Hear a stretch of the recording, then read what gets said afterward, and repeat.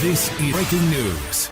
Montana Republicans aim to change election rules for one key Senate race. Republicans in Montana are trying to change the rules for next year's Senate primary to make it easier to defeat Senator Jon Tester, Mont, and win back the Senate majority. A bill moving through the State House in Helena would change the structure of the election from party primary system currently in place to a jumble primary in which the top two vote-getters advance to the general election regardless of party. The move would essentially box out libertarian candidates. The thinking among Republicans is that this would, theoretically, push those would-be third-party voters toward the GOP candidate and give the party a leg up against Tester, the three-term Senate Democrat who they are pining to take down this year. Perhaps most galling to Democrats is the provision that the law would sunset in 2025 and not be applicable to congressional races, meaning that it would only affect his race. The bill passed the state Senate on Tuesday and is expected to pass the State House, which is controlled by a GOP supermajority, in the coming week. The mood among Montana Democrats has shifted over the past from anger to resignation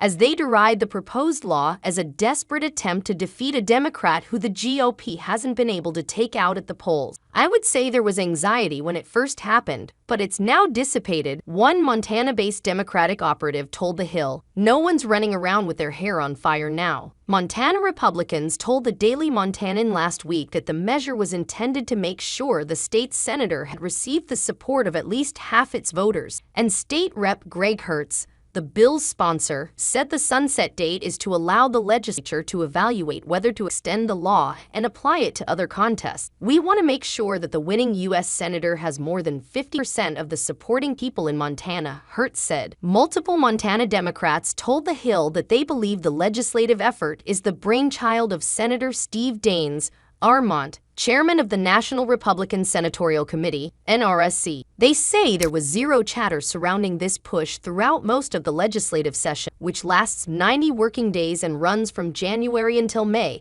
until shortly before the bill hit the floor last week. This has all the feels of the D.C. apparatus coming in and saying, "Pass this legislation," said Jason O'Neill, a Montana-based Democratic operative who served as an aide to former Montana Gov. Brian Schweitzer, D. Surely the Montana legislature didn't come up with this on their own. It seems like a Hail Mary throw. Throw it deep and see if they can get a catch, O'Neill continued. They're so desperate to find that magic pathway to electoral success that they're willing to throw anything against the wall and see if it sticks. The first Montana-based Democratic operative added that the only whispers going around in memory related to changing the primary structure were by liberal groups. Obviously, Daines calling people and trying to make this happen, the operative said. I'd never seen something move so quickly in the state legislature. Everyone got on board very quickly. The only way that happens is coordination. Tester is among the most vulnerable Senate Democrats up for re-election in 2024, running in a red state that former President Trump carried in 2016 and 2020. And Daines has made it known that one of his top priorities as NRSC chairman is to unseat Tester as the two continue their simmering political rivalry. After Tester announced his plans to seek a fourth term, the Montana Republican issued a scathing statement saying that Tester is making the same mistake as former Montana Gov. Steve Bullock, D.,